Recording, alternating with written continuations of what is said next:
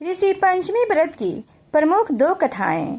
युधिष्ठिर ने प्रश्न किया, हे देवेश, मैंने आपके श्रीमुख से अनेकों व्रतों को श्रवण किया है। अब आप कृपा करके पापों को नष्ट करने वाला कोई उत्तम व्रत सुनावें। राजा के इन वचनों को सुनकर भगवान श्री कृष्ण जी बोले, हे राजेंद्र, मैं तुमको ऋषि पंचमी का उत्तम व्रत सुनाता हूँ, जिसको धारण करने से स्त्री समस्त पापों से छुटकारा प्राप्त कर लेती है। हे नृपोत्तम, पूर्व समय में वृतासुर का वध करने के कारण इंद्र के उस पाप को 4 स्थानों पर बांट दिया। पहला अग्नि की ज्वाला में, दूसरा नदियों के बरसाती जल में, तीसरा पर्वतों में और चौथी स्त्री के रज में। उस रजस्वला धर्म में जाने अनजाने में उससे जो पाप हो जाते हैं, उनकी शुद्धि के लिए ऋषि पंचमी व्रत करना उत्तम है। यह व्रत समान रूपों में 4 वर्णों की स्त्रियों को करना चाहिए। इसी विषय में एक प्राचीन कथा का वर्णन करता हूँ। सतयुग में विदर्भ नगरी में सयनजीत नामक राजा हुए थे। वे प्रजा का पुत्रवत पालन करते थे। उनके आचरण ऋषि के समान थे। उनके राज में समस्त वेदों का ज्ञाता, समस्त जीवों का उपकार करने वाला सुमित्र नामक एक कृषक ब्राह्मण निवास करता था।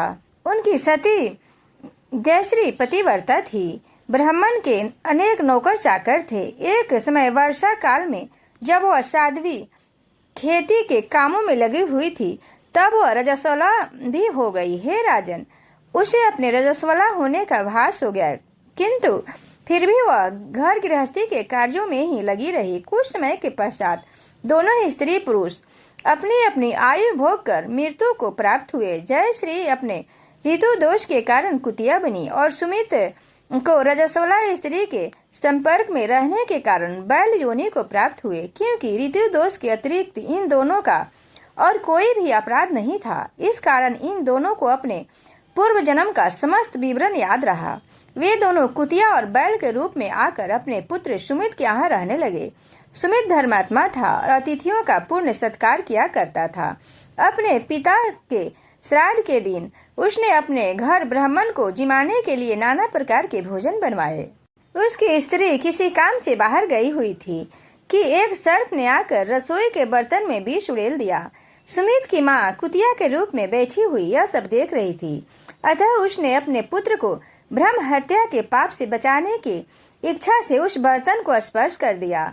सुमित की पत्नी से कुतिया का यह कृत्य सहा न गया और उसने जलती हुई लकड़ी से कुतिया के मार डाली। वह प्रतिदिन रसोई में जो जूठन आदि शेष रहती थी, उस कुतिया के सामने डाल दिया करती थी, किंतु उस दिन से क्रोध के कारण वह भी उसने नहीं दी। तब रात्रि के समय भूख से व्याकुल होकर वह कुतिया अपने पूर्व पति के पास आकर बोली, हे नाथ, आज मैं भूख से मरी जा रही हूँ।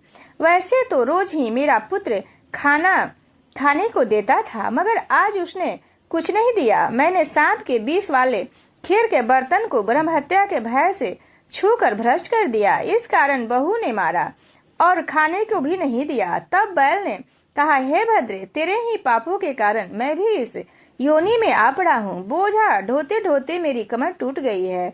आज मैं दिन भर खेत जोतता रहा। मेरे पुत्र ने भी आज मुझे भोजन नहीं दिया और ऊपर से मारा भी खूब। मुझे कष्ट देकर श्राद्ध को व्यर्थ ही किया है। अपने माता पिता की इन बातों को उनके पुत्र ने सुन लिया। उसने उसी समय जाकर उनको भर पेट भोजन कराया और उनके दुख से दुखी होकर वन में जाकर उसने ऋषियों से पूछा, हे स्वामी, मेरे माता पिता किन कर्मों के कारण इस योनि को प्राप्त हुए हैं और किस प्रकार से उससे छुटकारा पा सकते हैं। सुमित ने उन वचनों को श्रवण कर सर्वतपा नामक महर्षि दया करके बोले, पूर्व जन्म में तुम्हारी माता ने अपने उच्छृंखला स्वभाव के कारण रजस्वला होते हुए भी गृहस्थी की समस्त वस्तुओं को स्पर्श किया था और तुम्हारे पिता ने उसको स्पर्श किया था। इसी कारण वे कुतिया और बैल योनि को प्राप्त हुए हैं। तुम उनकी मुक्ति के लिए ऋषि पंचमी का व्रत धारण करो।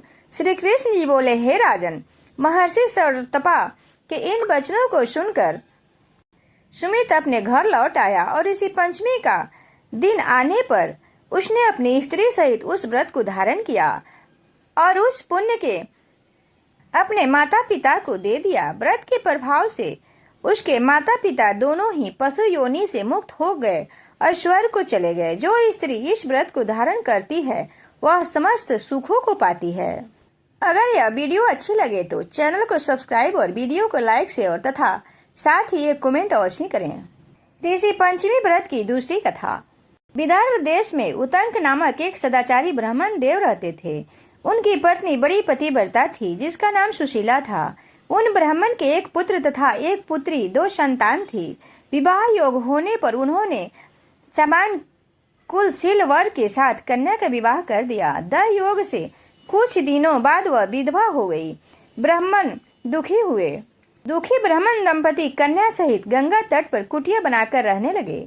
एक दिन ब्राह्मण कन्या सो रही थी कि उसका शरीर कीड़ों से भर गया। कन्या ने सारी बात माँ से कही। माँ ने पति से सब कहते हुए पूछा, प्राणनाथ, मेरी साध्वी कन्या की यह गति होने का क्या कारण है?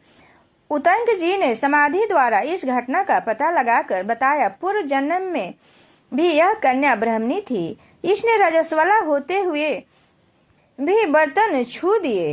इस जन्म में भी इसने लोगों की देखा देखी भाद्रपद शुक्ल पंचमी अर्थात ऋषि पंचमी का व्रत नहीं किया, इसलिए इसके शरीर में कीड़े पड़े हैं। शुद्ध मन से अब भी ऋषि पंचमी का व्रत करे तो इसके सारे दुख दूर हो जाएंगे और अगले जन्म में अटल सौभाग्य की प्राप्ति होगी। पिता की आज्ञा से पुत्री ने विधि पूर्वक ऋषि पंचमी का व्रत एवं पूजन किया। व्रत के प्रभाव से वह सारे दुखों से मुक्त हो गई। अगले जन्म में उसे अटल सौभाग्य सहित अक्षय सुखों का भोग मिला।